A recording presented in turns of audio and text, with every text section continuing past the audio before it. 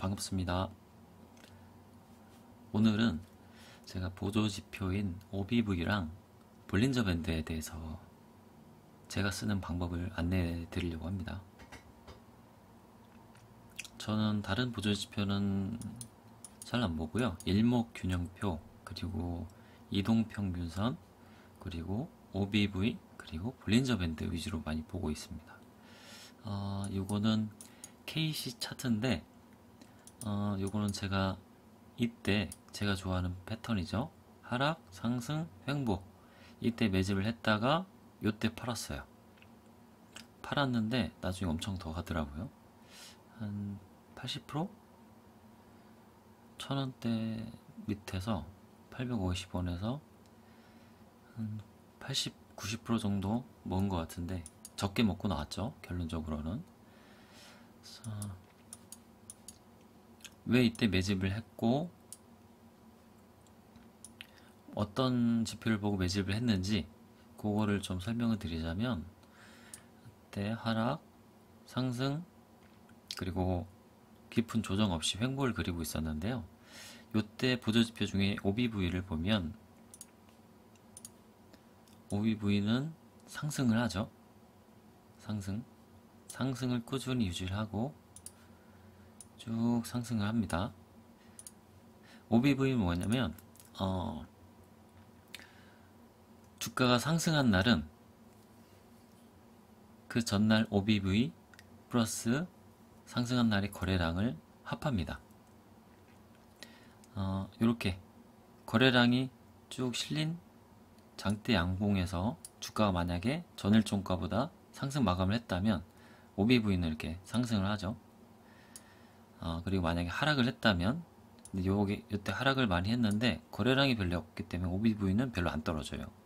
그런 내용이라고 보시면 됩니다. 단순히 생각을 해보면 OBV는 세력이 매집을 할 경우 꾸준히 상승을 한다, 이런 패턴을 보시면 되는데 100% 정확하지는 않고요. 주가가 추세 하락하는 순간에도 OBV는 꾸준히 일정 수준을 유지를 하면서 하락하는 경우도 있습니다.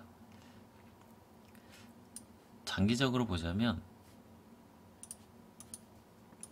지금은 예전보다 OBV가 많이 올라와 있죠. 이 수준인데 최고점에 비해서 3,500원대에서 지금 2,300원대, 그러면 한 40% 빠졌나요? 40% 정도 빠졌는데 주가는 40% 빠졌음에도 OBV는 많이 줄어들지 않았다. 그거는 의미가 있는데 세력은 빠져나갔지만 개인들이 엄청 물렸을 수도 있고요. 세력이 턴 만큼 개인들이 물량을 받아넘겼다. 또는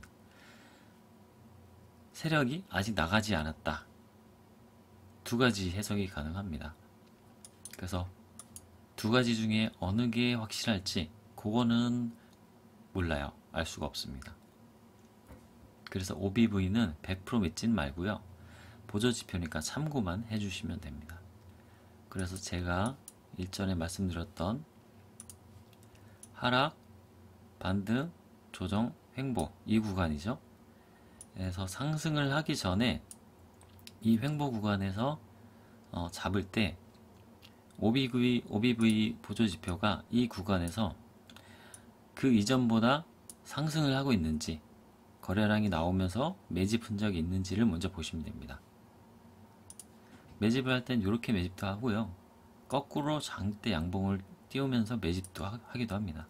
그날 거래량이 나왔는지 보시면 되고요. 그리고 장대 양봉을 띄웠다가도 그 다음날 바로 내리던지, 아니면 장대 양봉을 띄운 날 바로 곤두박질 치면서 윗꼬리를 크게 만들었는지, 그걸 기준으로 매집을 했다고 보시면 되고요. 다만 기업이 괜찮아야겠죠. 상폐해될 종목이라면 세력들이 빠져나갔을 가능성도 염두에 둬야 됩니다. 그래서 OBV가 꾸준히 상승을 하는지 먼저 보시면 되고요. 그리고 두 번째, 볼린저 밴드인데요. 저는 볼린저 밴드 기본 기본값은 20인데 저는 120을 기준으로 봅니다. 요거는 뭐냐면 보면 상한선, 하한선, 기준선 있죠. 중심선 있죠. 중심선은 121선 이동평균선이고요. 요 가운데 분홍색. 그리고 상한선, 그리고 하한선. 자, 요거는 뭐냐면 주가의 표준 편차입니다. 표준 편차에서 평균적으로 이만큼, 위로는 이만큼, 아래로는 요 한선만큼 편차의 2배만큼을 책정을 하는데 보시면 D1이 2죠. 자, 120일 동안 주가의 표준 편차가 빨간선, 상한선에서 하한선 사이다. 근데 요거는 평균 편차에서 2배를 뻥튀기 한 거다 라고 보시면 되고요. 제가 121선 쓰는 이유는 기간이 길어질수록 볼린저 밴드는 하단에서는 좀 정확도가 높고요. 신뢰도가 높고, 그래서 만약에 하단을 뚫고 내려갔다 그러면은 굉장히 시장에 굉장한 충격이 왔다고 보시면 되고요. 그리고 하단을 지지를 한다 아니면 하단을 터치를 하고 다시 반등을 한다 그러면 그 반등할 때 잡으시면 큰 실패는 없을 거라고 생각을 합니다. 자, 그래서 볼린저 밴드를 저는 121선 기준으로 보고요.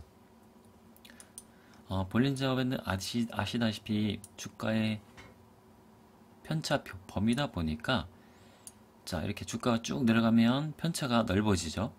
다시 가격들이 주가가 다시 큰 변동폭 없이 횡보를 하면 볼린저 밴드는 이렇게 오목하게 수렴을 합니다. 자, 그러다가 주가가 뻥 튀거나 내려가면 볼린저 밴드는 다시 이렇게 넓어지겠죠. 자, 그리고 주봉에서도 저는 주봉이랑 일봉을 볼린저 밴드를 보는데요. 주봉에서 볼린저 밴드 120선의 하단선에 닿으면 바닥일 확률이 굉장히 높다. 요때는 충격이 어마어마했던 거죠. 자, KC를 보자면 요때 뚫고 내려갔어요. 그러면 뚫고 내려갈 때 요때 손절을 하고 요때 손절을 하거나 아니면 요때 다시 볼린저 밴드 하단선을 터치를 할 때 뚫고 안착이 됐다 싶을 때 요때 매수를 하시면 됩니다. 주봉 120선 기준입니다. 자, 다시 안착을 해서 하단선을 안착을 해서 지지를 받고 있죠. 그럼 요때 지지를 했다. 그럼 요때 다시 한번 들어가도 됩니다. 자, 그러면 그 대신 이제 볼린저 밴드는 요렇게 한 차례 확대되고 이 각도가 꺾이면 안 돼요. 꺾이면 안 되고 됐다가도 점점 좀 줄어드는 모습이 보여줘야 됩니다. 이렇게 점점 이 각도가 이렇게 커지면 안 돼요. 이렇게 커지면 안 되고 점점 이렇게 수렴하는 모습이 나와야 됩니다. 그래야 신뢰도가 높다고 보시면 됩니다. 자, 그렇게 두 가지를 저는 중점적으로 보고 있고요. 그리고 거래량도 마찬가지로 중요하게 봐야겠죠. 요거는 주봉으로 보자면 요때 크게 한번 상승을 했었고, 그리고 요때 장기적으로 보자면 요만큼 매집을 했다고 보시면 되세요. 1년, 2년, 3년 넘게 매집을 했고, 요때 코로나 때문에 특별히 하락을 했기 때문에 요거는 제외하고 보더라도 요게 바닥이죠. 870원 정도가, 850원 정도가. 그리고 자, 요 바닥선을 그어보면 요 추세를 돌파하는 그림이 나올 때 요때 들어가도 늦지는 않을 거라고 봅니다. 그래서 추세 돌파 전환 그 시점에는 그 타임에는 주의 깊게 보시면 좋은 결과가 있을 거라고 생각을 합니다. 그래서 처음 주식 투자를 하시는 분들 아니면 보조지표를 잘 모르신 분들은 OBV랑 볼린저 밴드 두 가지만 보셔도 어느 정도 바닥권 그리고 횡보할 때 볼린저 밴드가 OBV가 상승을 하고 있느냐만 판단하시면 바닥권에서 세력이 매집되어 있는 종목인지 보실 수가 있을 겁니다. 다만 엄청나게 상승을 한 종목들에서 시즌이라는 종목에서는 일봉을 볼게요. 상승 이전에는 볼리저 밴드가 OBV가 꾸준히 상승하고 있죠. 꾸준히 상승하고 거래량 터지면서 상승하고, 자 이때는 주가가 등락이 조금 심했죠. 자 이때는 볼리저 밴드 주봉으로 보자면, 자 요때 한 차례 120선을 주봉 120선을 뚫고 내려왔다가 상승 다시 조정을 주면서 더 내려오지 않고 이쯤에서 여기서 지지를 받고 있죠. 자 요때 지지를 받고 있을 때 옆으로 쉬고 주가가 움직이지 않을 때, 요때 일단 눈여겨 보시면 됩니다. 이런 패턴을 가질 때 보시고 상승 나오면서 볼린저 밴드가 쫙 확대되고 있죠. 자 볼린저 밴드를 그렇게 보시면 되는데, OBV는 상승한 이후에도 이때 고점 32만원대에서 거래량이 어느 정도 크게 터지지는 않았는데 어느 정도 나오면서 OBV가 줄어들었죠. 그러면 이때는 일단은 조심해야 되는 구간이 왔습니다. 이때는 OBV가 살짝 떨어졌죠. 떨어졌는데도 불구하고 쭉 보면은 떨어지고 다시 올랐다가 다시 떨어지고, 그러면 세력들이든 개미들이든 이때는 어느 정도 털었다고 보시면 되고요. 다시 이때 뭐 진단키트가 해외로 수출이 많이 되고 실적이 높아질 거라는 기대감 때문에 많이 올라왔는데 바로 낙폭을 키우면서 떨어진 건 아니라서 세력들도 어느 정도 물량을 계속 가지고 있으면서 털고 다시 잡고 털고 다시 잡고 했다고 보시면 되세요. 다만 이렇게 큰 파동이 나온 이후에는 경계를 하셔야 되겠죠. 이때는 자 이렇게 횡보를 하고 상승 조정 상승하면서 전고점을 뛰어넘지 못하면서 물량들이 어느 정도 정리됐다고 보시면 되세요.